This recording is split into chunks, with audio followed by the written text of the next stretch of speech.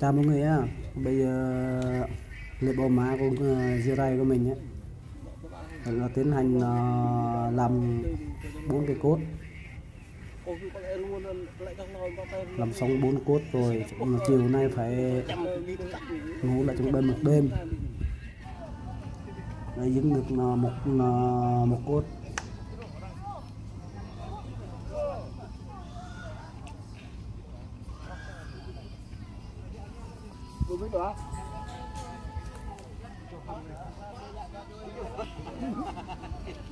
Đấy, tăng tính chứa cốt. Đấy, cốt thứ 2, thứ 3 rồi.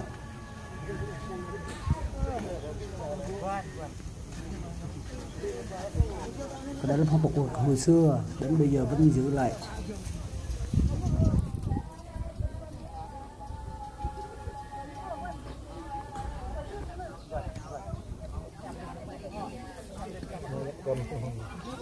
Cầm tay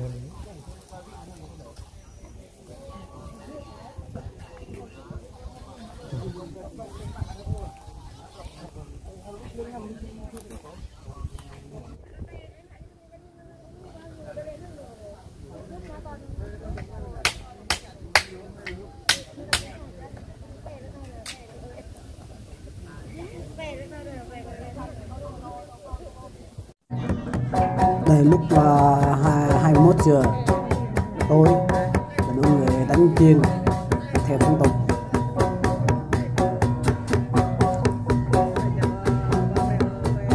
Tối mọi người ạ, cả đống người đánh chiêng buổi tối, để sáng mai lại tiếp tục đánh chiêng nữa.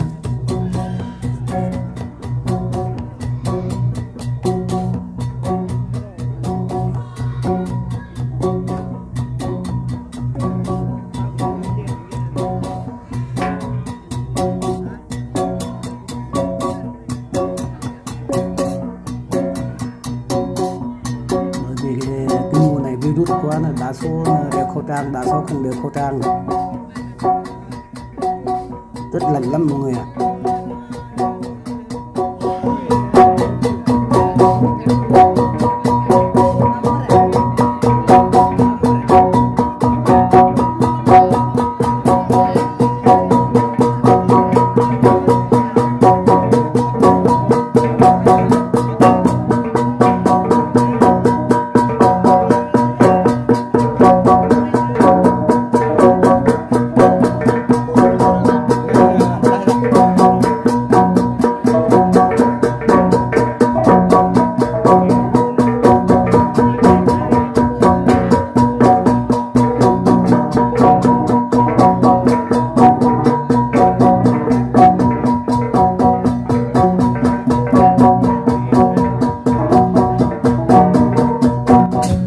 Anh chị em ngủ lại đây một đêm này mọi người này,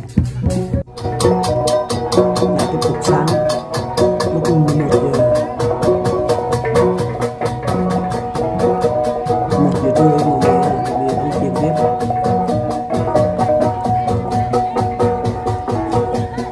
Anh chị em muốn xoan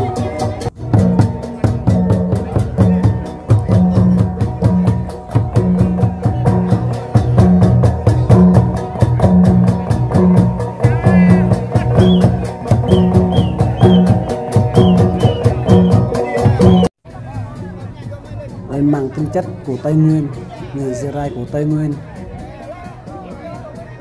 Đấy, ai có rượu uống rượu, ai có mồi ăn môi.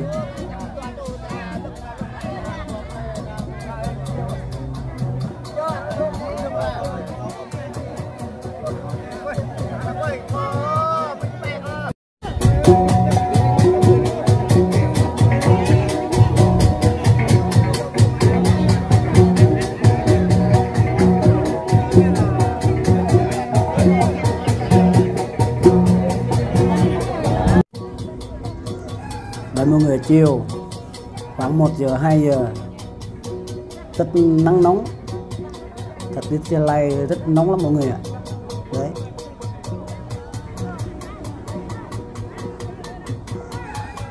cho dù nắng nóng thế nào đi nữa là phải cố gắng đánh chiên cái bô má mà. Đây ông say rượu.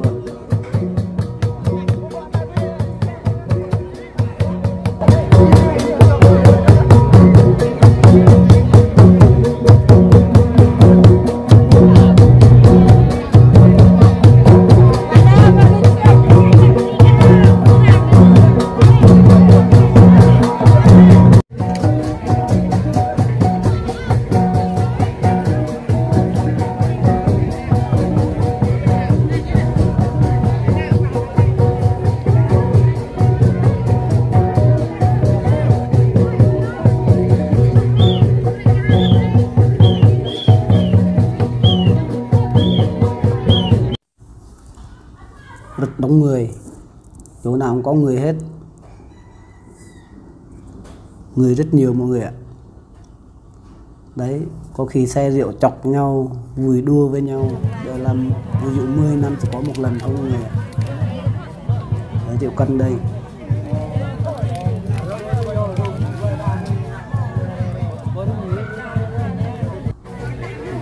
Để anh chị em tập trung uống rượu đấy, đã uống rượu kép rồi.